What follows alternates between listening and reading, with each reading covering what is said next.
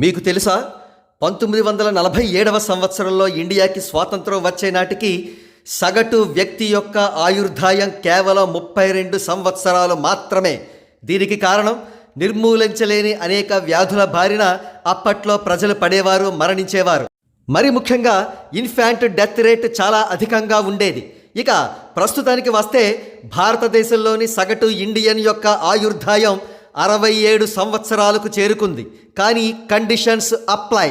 ఎవరైతే దురలవాట్లకు దూరంగా ఉంటూ నిత్యం ఉల్లాసంగా ఉత్సాహంగా ఉంటూ బ్యాలెన్స్డ్ డైట్ మెయింటైన్ చేస్తూ సరైన పాళ్లలో వర్కౌట్స్ చేస్తూ ఉంటే వారు 80 సంవత్సరాలు 90 సంవత్సరాలు కూడా జీవించే అవకాశం ఉంది.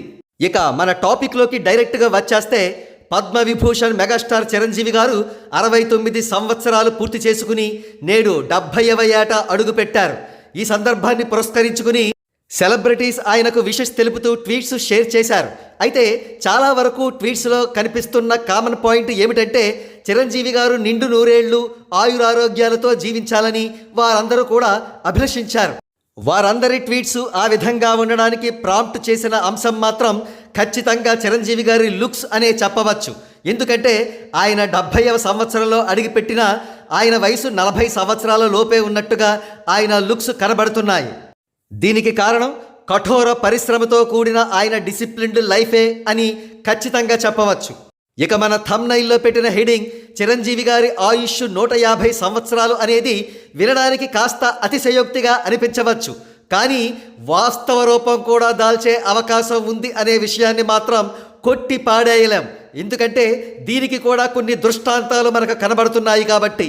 ఉదాహరణకు 1947లో కేవలం 32 సంవత్సరాలు మాత్రమే ఉన్న ఒక ఇండియన్ యొక్క సగటు ఆయుర్దాయం నేడు 67 సంవత్సరాలకు పైగా చేరుకుంది.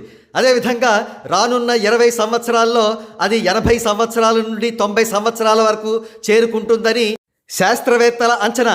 ఇప్పటికే చాలామంది 100% డిసిప్లిన్డ్ లైఫ్ లీడ్ చేస్తున్న వారు 90 సంవత్సరాలు 100 సంవత్సరాలు కూడా బ్రతుకుతూ ఉండడం మనం చూస్తూ ఉన్నాం.